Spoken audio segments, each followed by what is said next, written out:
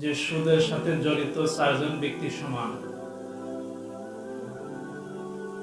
যে সুদ খায় তারও যেই গুনাহ, যে সুদ দেয় তারও একই গুনাহ, যে সুদের সাক্ষী থাকে তারও একই গুনাহ, আর যে লেখালেখি করে সুদের ব্যাপারে তারও একই গুনাহ। অকাদামুন সাওয়া, সাওয়াউন শব্দের অর্থ সমান। যেমন কাফেরদের সম্পর্কে আল্লাহ তাআলা সূরা বাকারার শুরুতে বলেছেন 2য় পৃষ্ঠায় যে ইন্নাল্লাযীনা কাফারু সাওয়াউন আলাইহিম, নিশ্চয়ই ওই সমস্ত কাফেরা সাওয়াউন আলাইহিম, তারা সকলেই সমান। আমলাম তুমদিরহুম, আপনি তাদেরকে ভয় প্রদর্শন করুন অথবা না করুন, ফাহুম লা ইউমিনুন,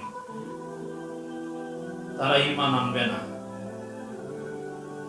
তাহলে সাওয়াউন শব্দের অর্থ হচ্ছে সমান।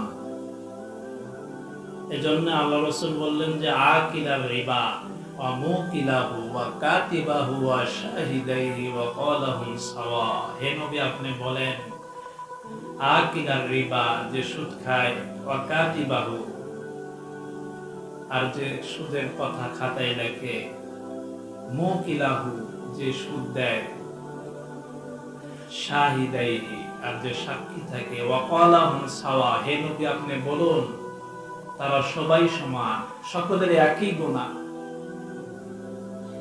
এই জন্য সুদ ঘুষের সাথে আমাদের মুসলমানের কোনো সম্পর্ক থাকতে পারে না।